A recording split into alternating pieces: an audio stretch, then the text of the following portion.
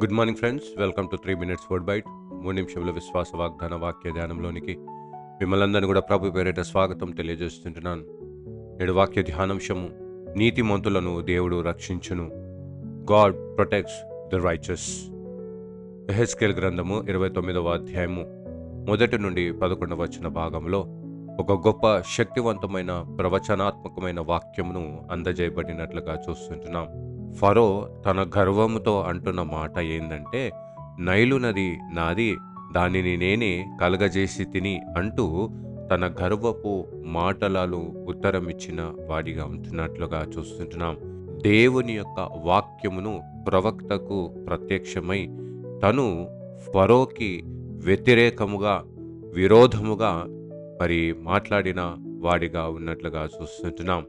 వీటిలో నుండి 3 ప్రాముఖ్యమైన సత్య భాగములను ధ్యానించుదాం. మొట్టమొదటి సత్యము, దేవుడికి అబద్ధమైన ఆరాధన అనేది అసహ్యకరముగా ఉంటున్నది అంటూ ఈ వచనంలో జ్ఞాపకం చేస్తుంటున్నారు.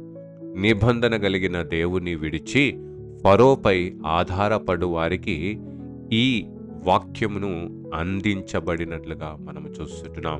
ఈరోజు మనము వేటిపై ఆధారపడి వారిగా ఉంటున్నాం? ఆ అబద్ధమైన ఆరాధన దేవునికి అసహ్యముగా ఉంటది అంటూ వాక్యం ద్వారా జ్ఞాపకం చేస్తుంటున్నది. రెండవ ప్రాముఖ్యమైన సత్యము, ఫరో యొక్క పాపము ఏమై ఉంటున్నది అని గమనించినట్లయితే యెహెజ్కేలు గ్రంథం 29వ అధ్యాయం 3వ వచనంలో, నేనే దేవుడను అంటూ ప్రకటించుకున్న ఫరో అదే పాపమునకు మూలమై ఉంటున్నది. ఇదే ప్రతి హింసలకు, అన్యాయములకు, అక్రమములకును, దౌర్జన్యములకును, మోసములకును మూలకర్త అయి ఉంటున్నది అంటూ వాక్యము జ్ఞాపకము చేస్తుంటున్నది. అటువంటి వారికి దేవుడు తన ప్రత్యక్షత కలిగిన వాక్యమును అందిస్తూ, నీవు దేవుడవు కాదు, నిజదేవుడను, సజీవమైన దేవుడను నేనే, కాబట్టి ఇదిగో నేను నీకు విరోధిని అంటూ ప్రకటన చేసిన వారిగా ఉంటున్నట్లుగా చూస్తుంటున్నాం. దేవుడు దీనులను తన కృపను అనుగ్రహించిన వాడిగా ఉంటున్నాడు, రక్షించువాడిగా ఉంటున్నాడు, కాపాడువాడిగా ఉంటున్నాడు. కానీ ఎవరైతే అహంకారులు ఉంటారో, హింసాత్మకమైన దృష్టి ఆలోచన కలిగిన వారిగా ఉంటారో, వారికి నిత్యము దేవుడే వారికి విరోధిగా నిలిచిన వాడై ఉంటున్నట్లుగా చూస్తుంటున్నాం.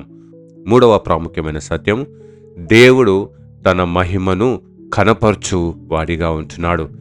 దేవుడు ఇవన్నీ ఎందుకు చేసేవాడై ఉంటున్నాడు అని గమనించినట్లయితే యెహెజ్కేలు గ్రంథం 29వ అధ్యాయము 6వ వచనము మరియు 9వ వచనంలో ఈ విధముగా ఉంటున్నది, అప్పుడు నేను యెహోవానయ్యున్నాను అని వారు తెలుసుకొందురు. ప్రియులరా, ఈరోజు మీ జీవితంలో అటి దేవతలను నశింపచేయడానికి కారణము, దేవుడు వారికి విరోధిగా నిలబడడానికి కారణం ఏమై ఉన్నది అంటే, మీకు క్షేమము సుఖము కలగడానికి కాదు గాని వీటి యందు దేవునికి నీ ద్వారా ఒక సాక్ష్యము కలగాలి అంటూ దేవుడు వీటినన్నిటినీ చేయువాడై ఉన్నాడు అంటూ జ్ఞాపకం చేస్తుంటున్నాడు.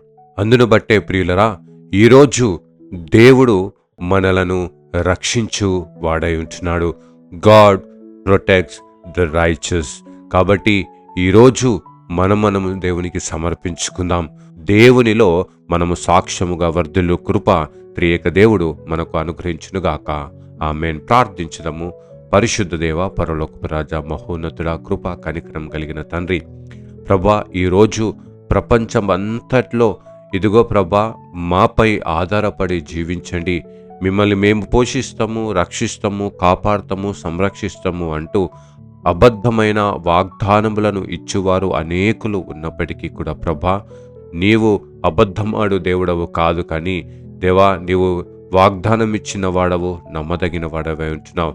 ప్రభా, నీ సొత్తుగా చేసుకున్న మమ్మల్ని అందరినీ ఇదిగో నీ వాక్యము చేత పరిశుద్ధపరిచి నూతన సృష్టిగా చేసి ప్రభువా, నీవు మమ్మల్ని రక్షించేవాడవై ఉంటున్నావు.